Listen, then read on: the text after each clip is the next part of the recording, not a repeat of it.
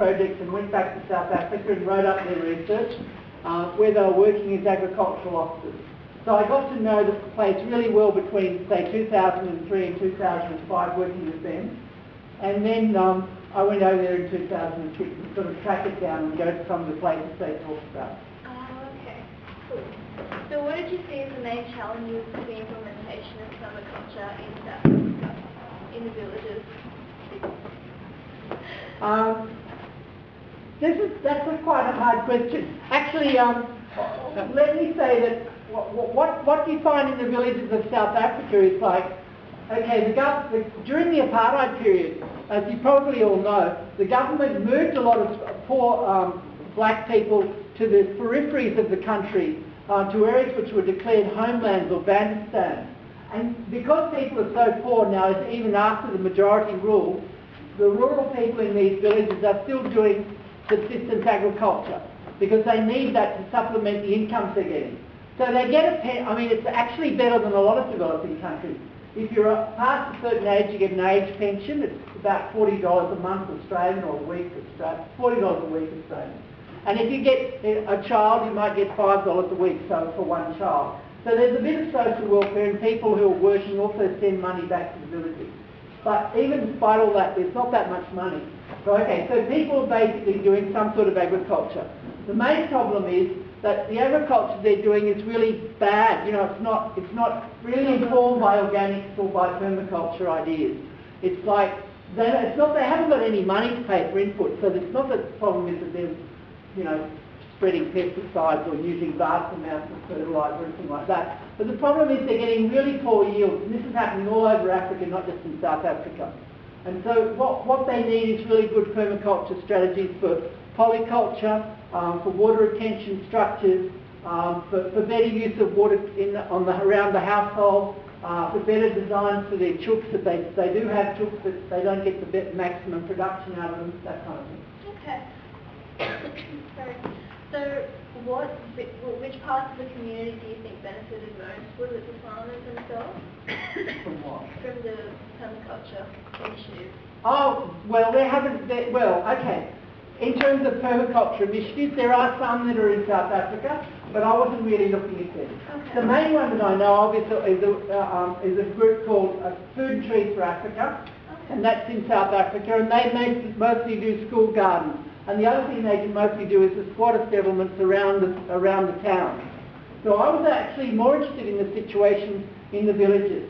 And what I found was that the agriculture departments actually, they don't have a big budget, but what they do spend their money on is projects. These projects are always the same and they always fail. And this is one of the great revelations of my research with my students and my trip over there. And I went to many, you'd go to a village and there'd be, as you walked around the village, you'd say, well, what's that? Oh, that's the project, right? And you'd see a sort of decaying wire fence, and inside there'd be a sad, rusted windmill, and lots of weeds everywhere. Oh, what happened there? Well, that project failed, and so this became kind of like, there'd be 10 like that in one village of 5,000 people, and they'd all, going back to 1980 or something, it was quite, this has been going for a long time. The problem with these projects always is what they try to do is to set up a small kind of commercial cooperative. In other words, the idea is that people will come together on a block of land which is taken out of the common community land, and that they, say 40 people will get together and have a vegetable garden. What the government will supply is an irrigation bore, like a tube well, or whatever you call them in Australia, we call them a bore, and a pump. The problem is that, and then the idea is they'll use this to irrigate, grow lots of vegetables and sell them. So that's one type of project. Another typical one is eggs for chickens or things like that. These always fail because the social situation there is that people don't cooperate very well in this kind of context. That's the first problem. The second problem is that there's not enough money. You can't actually make enough money to compete with the possibility of getting a job through this. So for example, people, if you can get $40 a week from a pension, and then a whole lot of people growing cabbages in a 4-acre site, 4-hectare site or something, and they've got one they'll get maybe, perhaps $5 a week if they're lucky. the problem, and then the other problem is that they get suspicious of the person who's running the project. And they think they're taking all the money. You know, how come we've been funded all this money and where's it all going? You must be stealing it. And, you know, like, so a classic is an egg project, right? So the idea is that you have the layers, the government supplies everyone with a bag of chook food, right? And all that. And of course, the layers are all lined up in little boxes, not like the indigenous chickens, as they call them, that run everywhere. And they get diseases. I mean, geez, surprising. And so half of the chickens die. Okay, that's one problem that's going on. The other problem that's going on is people are meant to get the eggs, then they take them back to their community and they sell them, and then they bring the money back to the cooperative, and then they use that money to buy more chook food. Right, that sounds great. You know. But actually, what happens is they go home to their own village, and instead of selling the eggs, they just give them and they just eat them, and you know what we expect. And there's no money. So there's no money to buy the next layer of chook food. So the whole thing is all premised, every project, almost all failed projects are premised on this small scale commercial cooperative design, and they just always fail. So the strategies that you talk about in your book are more about, instead of having a community piece of land where everybody comes together and does work there, it's about implementing permaculture strategies where the people are? Yeah. Okay, so what sort of things did you do there? Okay, so in terms of what I think can work there, and I've talked about this, and not that there are some projects that work along these lines, and they do work. Giving support to people for their homestand gardens. Often they have up to 2,000 square metres around their house, and the government really, and people, NGOs who are working there, and there are quite a lot of them, should be doing that. In other words, help people to do the gardening that they're already doing on their homestands. That's point one. Point two is their cropping fields, right? They do have cropping fields where they grow maize and so on. Get in there and give them information on permaculture methods and organic methods of retaining water, using intercrops of legumes much better than they do, that kind of stuff to grow a better crop. Okay, that's the second thing. Then the third thing that they've got to solve is the problem of wood and cattle. Right, they have quite large areas which are community grazing lands. What happens is that, like say the rich 20% of every village, and I mean when I say rich, they're massively poor by our standards, but by their standards they're rich in their own village. These people will gain prestige, they've probably got some other kind of income, so they can buy lots of cattle, and the end result is that the land is completely packed down hard. It's the worst kind of overgrazing. This is a problem not just here but in many countries in Africa.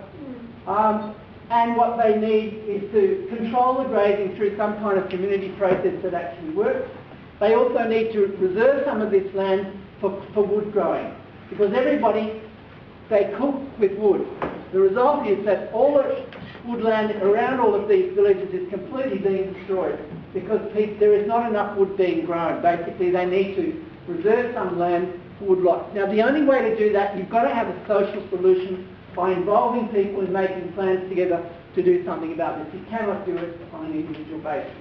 Okay, so just to wrap up on the questions, what do you see as parallels between your experiences in the South African villages and implementing permaculture principles in Australia or in Mayfield? Yeah. Well, there's a huge amount of similarity in terms of the technologies of permaculture. Even in terms of South Africa, the plants and everything are not that different to Australia. You know, like if you go to a suburban house, they'll be growing bananas and, you know, the sort of things that we grow around in Newcastle. It's pretty common there.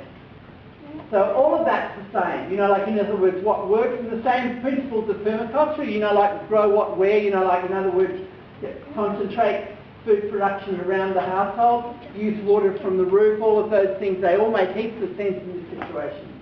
So that's the same. In terms of the cultural situation, the social situation in Australia, it could not be more different.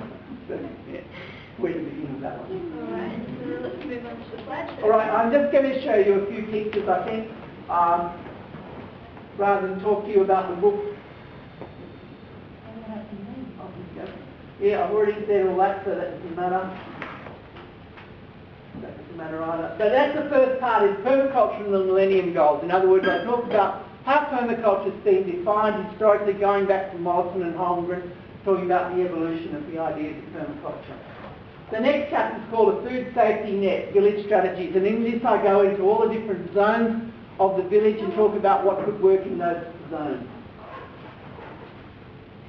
Oh no, the discs are coming up. Never mind. Your Okay. resolution might be too high. I think it's To the state, to the coming up. Oh, don't worry.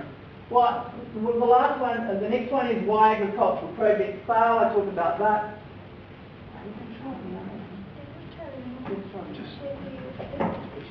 No, you didn't put the most on. What you can do?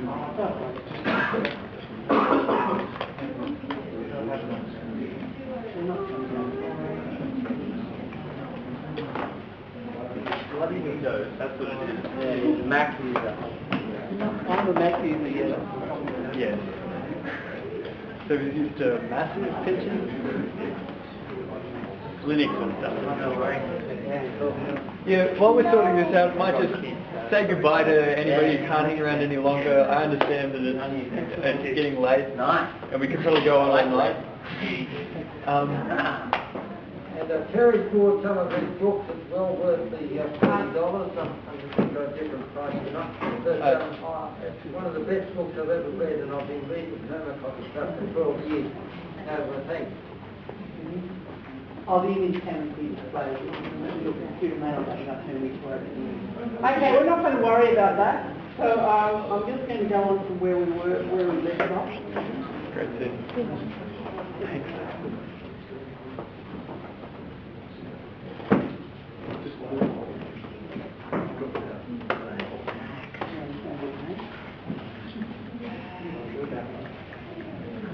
At least Linux would work for me, and you have to pay for it.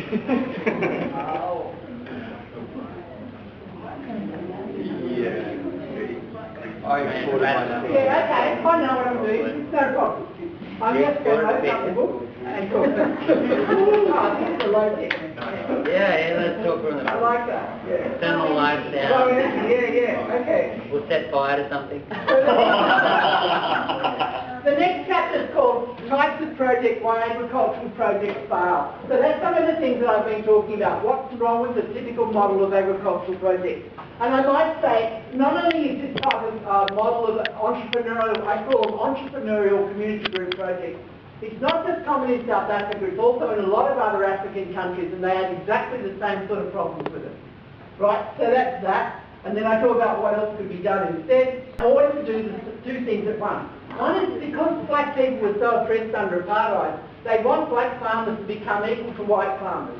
So my view is, yeah, that's a great idea. Okay, let's get some black commercial farmers out there competing with the white farmers. That requires a lot of government funding, attention and initiative. But my point is, it's not the same thing as actually getting poor people to get food in their tummy. Yeah. It's a completely different issue and should be handled through a completely different set of strategies. Yeah. Okay, promoting permaculture in the villages. In that I talk about some of the difficulties in promoting permaculture. Like a classic was, people would say, oh no, you can't use a tank to drink out of because the water's rancid, it's full of germs, it's just terrible. And you think, why are they thinking that? And they say, you can't even feed that kind of water to your chooks, it'll kill them. And I'm going, what? And so, like I found that hardly anybody's got a tank. And what people tend to do is they'll run a gunner into an open barrel. And of course, what happens with an open barrel is it gets completely green and putrid, etc. And no wonder they think this is a problem. Anyway, so that's just fine. I also talk about a lot of issues that are causing trouble in terms of developing these strategies. Jobs and entrepreneurialism, national myths and local strategies. Both of these are kind of like expanding out. I do a classic permaculture design thing. I start from the level of the village and the household and say, what are the barriers to implementing effective permaculture design? Then I say, what are the sort of national myths that are against it and so on. And then what are the broad government strategies which make it difficult? So it's like, where do you have to intervene to try and make this happen more effectively? Ah, cool. Thank you. So this is an area of wild veld, as they call it over there, or bush as we call it. And what's happening is that at the season when the mapani worms are big, you have whole utilities of people will go to these and collect these mapani worms, and then they sell them, and they smoke them and then sell them. And what I thought was fascinating about it was that actually this is a form of protein. In other words, instead of all of this overgrazing, this terrible cattle and everything like this, this is a solution to the protein problem, which can leave the veld in a condition where it's actually possible to gather wood off it, etc., etc. I thought it was very permaculture, you know, like... There's a lot of grubs and insects in fermenting giving nutrition. Yes, that's right, yes. That's serious. Yes. This is a typical guy who's a village cattle owner, right? So this guy's driving his cattle back home at the end of the day. They've been on the community grazing land. He's taking them to his kraal. Now, the interesting thing is I went to talk to him. And when I came to his house, you could see he's one of the more wealthy people in the village because he owns a tractor. Like, I mean, how many people in this village would own a tractor? Like, it's like a bare minimum. Now, that's his herd, and you can see it's not all that big really, maybe 20 cows, cattle, whatever. But nevertheless, and the other thing which was really interesting is we had a discussion, and we talked about, that's right, what happened in the 60s? What happened in the 60s was that the South African government went into areas where black people were grazing cattle and stuff like that, and they allowed white farmers to come in, and what the white farmers would do is take over a huge area of grazing land and basically exclude these people from using it. And the first thing that they did was they drive all their cattle and bulldoze them into a pit and then set light to them so no one could eat the meat. Right? Now, you can imagine what the long-term psychological effect of this is. So what it means is that it's very hard socially to get a solution where people go, we don't need a bigger herd of cattle as this. We need to control cattle. We need to have less cattle. In this situation, what they want to do is to defend their right to have cattle, and etc., etc. And what they actually think is that the government should give more land to the poor people from the white-owned land. Right? So, in other words, there are various political problems which make it difficult to deal with the situation in a sensible way. I'll just probably show you one more picture. This is an example in a sense, this is a success story of the new post-apartheid government, is that they've got community taps running with fresh water to every village, and these women are lined up for the community water supply. And what they do is they fill up these plastic containers and take them back to their house. Often in bigger villages there's a huge queue and people spend up to 2 hours queuing for water, etc., etc. As you can imagine, it's an enormous amount of work, and you know, there's been calculations how many hours women spend working on this kind of work and gathering wood and so on. An effective permaculture design would mean that people had water in their own households, coming off their own roofs, stored in their own tanks, and wouldn't have to do this stupid work. And similarly, they'd have easy and quick access to wood supplies for their cooking. Maybe I'll just do another one. Oh yes, this is a classic and typical community group project of the sort that I'm talking about. Now, these women, and there were a few guys in this project, I just didn't get them in the picture, had money to pay for a tractor. They'd also been given a pump to pump water, I think from a river or something like that, or maybe they had a borehole, I can't remember. And the idea was that they'd grow vegetables for sale. You know, as I said, that's the typical project design. What in fact was going on was very interesting. What they were actually doing was growing their maize, which is what they normally grow on their cropping fields. In other words, the whole strategy of, you know, a commercial design, growing vegetables to the market and so on, just wasn't really working, and what they were doing was what they might do normally. I could say more about that, but I probably won't. This guy, this is a typical example of the grazing land. As you can see, these little bushes here could be huge, 200-metre high trees. In areas of the cropping fields where people protect their own trees because they're on their own, sort of like, it's not actually private land, but it's de facto private land. These trees are enormous, right, and this thick, round, and that kind of thing. On the grazing land, which is common owned land where people gather wood, they're just like little bushes, basically. You'll see a bush with little trees, with each stick's only about 2 centimetres high, and they've hacked out the middle of it. So that's my point, and also this is a really down, hard packed soil and so on. I think I'll leave it at that and ask if anyone has any questions.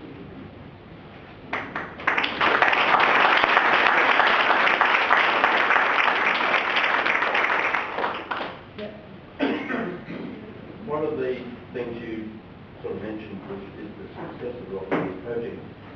I always get dismayed about the number of stories I hear of funding projects with permaculture throughout the world.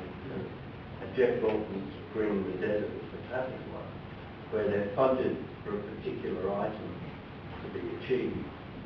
And once that's achieved, and the Greening the Desert is a classic one, once that is achieved and produce the result, a film or whatever, the funding stops and the project just falls into disrepair. What you're saying is the same thing that's happening over there. Is there any solution for this sort of thing? I think partly the problem with NGO work, I separate two things. One is government work. There's a lot of government work in the villages in South Africa, and they just need a different plan, I think. That's my view. They just really need to try to think about what they're doing. But that relates to ideals. They want the economy to go ahead and they want people to become effective in business and so on. So put that one in one box. Then in terms of NGOs, I think part of the problem there is NGOs report back to the public in the rich countries. And what they have a terrible tendency to do is to create the project that they think is going to look good for the people who are funding them back home. Like a classic of that I heard from the South African guy was he had this design where he was going to get people to grow herbs in their home garden. And he was told by the minister that wasn't what they wanted or something, or by the NGO that funded it didn't want that because it didn't make enough splash. So it was better to have a fence around 4 hectares and grow herbs in that, with a community group running that, because you could bring people there with cameras and show them this wonderful project. Yeah. Right? And he said it just didn't work like that. It wouldn't actually work in that form. So I think that can be a problem. Okay. We might actually just leave this as the last question, if we can, until the end, and then we can mill around and have a chat afterwards, because we are already over time. Yeah. Well, just briefly, I was going to say, did you see significant changes in a short period of time, and do you think that can be implemented as energy descent and people are kind of occurred? Yeah, I think these changes to a more effective permaculture design for villages could happen very quickly if people decided that that's what they wanted to do. Look at the garden we saw today, Brett. I just like to pipe up. The African people that you're talking about, they don't want energy descent though, they want energy ascent. Yeah. That's right. The thing about in Copenhagen, the thing with the 10,000 trees strategy was there was a quota of 1 tonne per person per year. And in Africa, or in lots of places in the world, it's way below that. It's way below that. Yeah, and so they need to come up. Yeah, sure. And we need to go down. No, absolutely. And they need to be called equality. Unfortunately, we just can't talk about it right now. This sounds like something that we can put you downstairs with a beer in your hand.